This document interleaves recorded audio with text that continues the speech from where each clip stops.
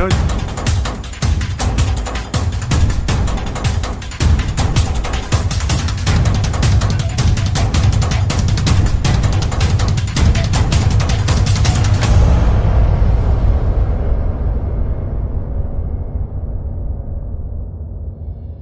Joshua Block, most commonly known for his violent singing and quirky style of content, has now spiralled down into a pit after many different controversies. Today I'll be telling the tale of Joshua Block, a once innocent man who now is dictated by every single drop of alcohol he consumes and needs to unfortunately put the fries in the bag. I'm not 21 yet, so I can't get the coronavirus. Sucks to be you guys. Oh yeah, it's corona time. Oh yeah, baby, it's corona time. The tale begins in 2020, with Josh being nearly 18 years of age. Josh always had a passion for posting videos, and knew that he didn't want a regular job since a young age. One day, Josh made a decision that would change his life for the better or worse. This decision would be posting to TikTok.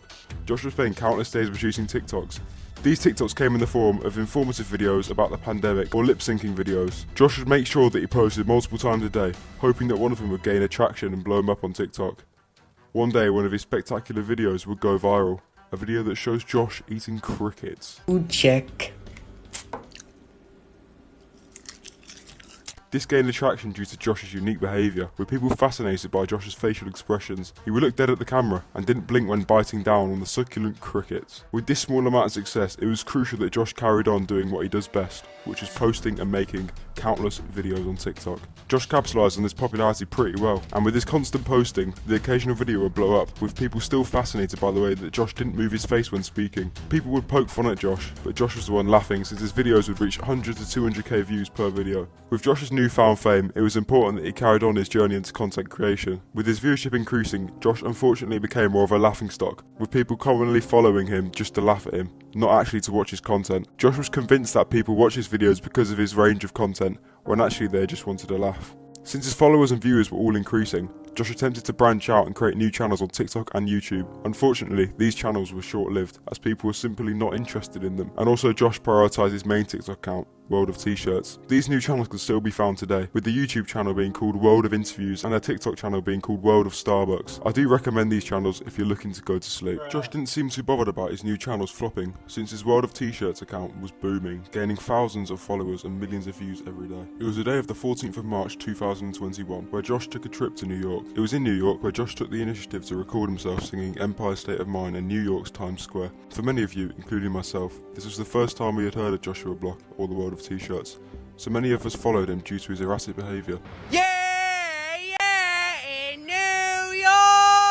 Shut your fucking mouth! This video alone gathered Josh 650,000 followers and millions of views, making Joshua Block a new internet sensation. As you know, with more attraction brings controversy, with many people taking a disliking to Josh. This disliking first began when Josh started to get recognised in public and was not easily approachable. Josh would commonly insult people, run away from them, and make them pay money for a photograph. Some people would harass Josh in public, but many people just simply wanted a photo and would move on with their day. Josh demanded $50 per photograph, which people were obviously furious about, since it was clear that Josh only saw his fans as money, and that he didn't want people to get famous from him without them paying for it. Josh made the decision to lower his prices after the backlash, which was a step in the right direction. It was clear at this point that he was changing with his new fame on TikTok. He would be much more chaotic and really let himself go in public, whether that be insulting people or running away from people. On the 25th of May 2021, Josh gathered fans to reveal that he was on a billboard in Times Square, which was clearly rather expensive. Josh then called himself the King of the Concrete Jungle, as his popularity was at an all-time peak. After this monumental moment, Josh then won an interview calling out 6ix9ine, claiming that he was the new owner of New York for some reason. I want to say to 6ix9ine right now. He claims to be the king of New York. I'm the king of New York. 6ix9ine is not the king. I am. I'm out here with no security because security's for quitters. I'm Moneybag Josh. And he's really like that. Yep, I'm really like that. Josh actually used his time in the spotlight pretty well, with his channel maintaining a strong viewership with his follower count still growing.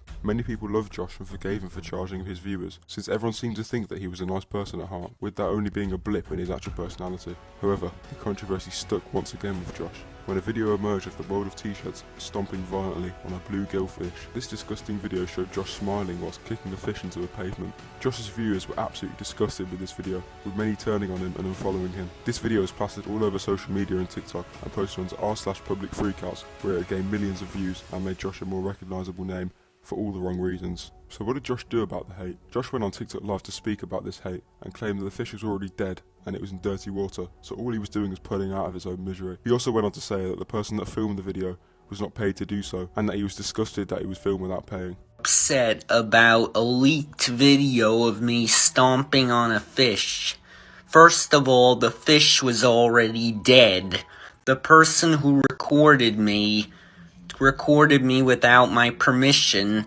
They didn't pay the cameo, so they weren't even supposed to record me, but they posted it to set me up, so that they would have an excuse to try and cancel me. I did not kill anything. The fish was already dead. This response left a bitter taste in people's mouths, with viewers claiming that he wasn't sincere in his apology and that he didn't mean it. This led to people hating on him to an extreme amount, to the point where people would take pleasure in doxing Josh and getting him removed from hotels. People also noticed that the app Grindr was on his phone, but that's a story for another day. With this newfound hate for Josh Block, people began to report his account to troll Josh, so that he could pay for the price for his own actions. The fish incident came at a price, with people mass reporting the World of T-Shirts TikTok account until it was eventually banned. Josh pleaded for his account back and appeals to have it overturned many times. Eventually this begging worked, as the World of T-Shirts account was unbanned on TikTok. Josh claims that this was a fresh beginning and that he had learnt his lessons from stomping on the fish.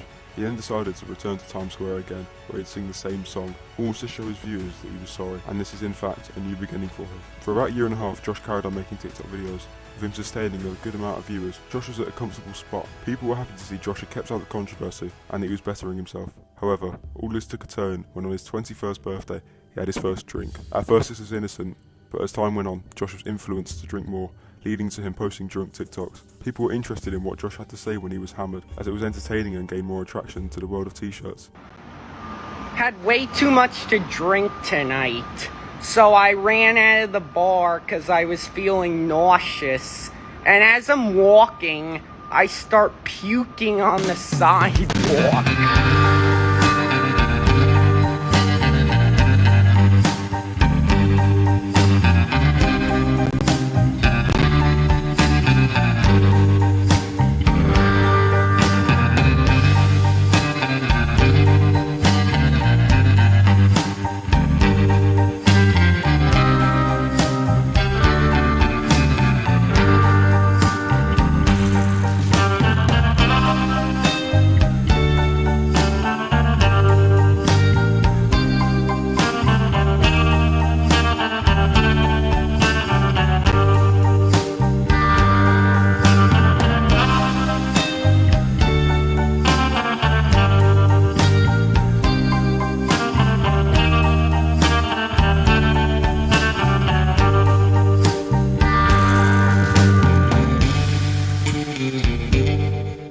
One of the people who influenced Josh to drink more was a leech called Michael Quinn, who is well recognised in the World of T-Shirts universe. Quinn would claim that he wanted best for Josh, where his intentions were clear to everyone that he was only using Josh for money. On live, whilst Josh was drunk, he apologised for the fish incident again. This apology was welcomed as it seemed sincere, unlike his previous apologies. Michael Quinn was a character that people didn't seem to like. Michael would constantly claim that he wanted best for Josh, whereas people just saw him for using Josh for money and views. The one decent thing that Michael did, however, was allow Josh to link up with Daniel Larson. Two worlds collided when these two collaborated, as it took the internet by storm, gathering millions of views and likes. However, Michael ruined something nice that he did by attempting to set up a boxing match between two autistic people, which was swiftly declined by the both of them. The meet-up between Block and Larson was rather awkward, with the pair not really interested in speaking to each other, with Clint spurring on the conversation the most. It was clear that Michael Quinn was especially disliked after this event, with him getting Daniel Larson to ask rather strange questions to Josh about subjects like dating and if he had Tinder. It was believed that after this event took place, the hate on Josh rose even more, with Josh repeatedly getting doxxed no matter where he was staying. This led to bartenders refusing to serve him, which was actually a blessing in disguise. Josh said that he has absolutely no intention of stopping drinking. Somebody get this guy some help. The year is now 2023 and Josh's behaviour has got even worse. With his alcohol addiction carrying on, his behaviour has become more erratic, leading for more people to record him crashing out. Josh gained even more attraction due to his behaviour when he was drunk, since people found it hilarious. Someone on TikTok made an accurate estimate that Josh spends over $1,600 a month on alcohol. It was like Josh's life was on repeat, with him documenting his TikToks that he'd get up and drink every day at the same time. It was clear that Josh needed someone who could better Josh and save him from this endless cycle. That's when Josh met Mr. Bass, a controversial figure who many people on the internet don't seem to like for some reason. Mr. Bass first met Josh when he was told to venture outside his apartment and meet Josh, where they had an argument. They then made up and have been supposed friends ever since. Mr. Bass deserves his own videos since there is so much to him and so much that he has done with Josh. Some of the fantastic things that Mr. Bass has done with Josh is helping him lose his virginity and also telling the internet that he thinks Josh is going to pass away. What a nice guy. How do you think this ends though? Like, I don't know how I think he's this- gonna die. If Josh dies, we're gonna be part of like the biggest story in the world for a little while. I have tingles. I'm very psychic. I wouldn't be saying that if it wasn't, because he's not, the way he lives his life, it's not like someone that expects to be here very long. No. Mr. Bass also takes Josh into public and allows him to drink excessive amounts of alcohol. This leads to Josh falling over and the internet to make a mockery out of him once again. It was one quiet day when Josh and Mr. Bass were streaming when somebody random made the brave decision to tell Josh to put the fries in the bag.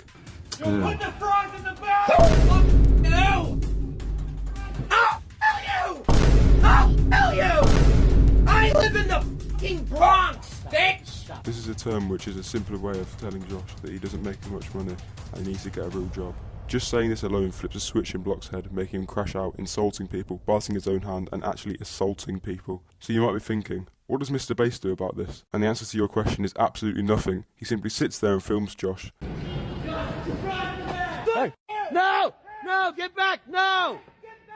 No! Stop triggering him! Get back, Josh! Josh has recently gone to the country of Ireland, where he's been terrorised even more. Just put the fries in the bag, Josh.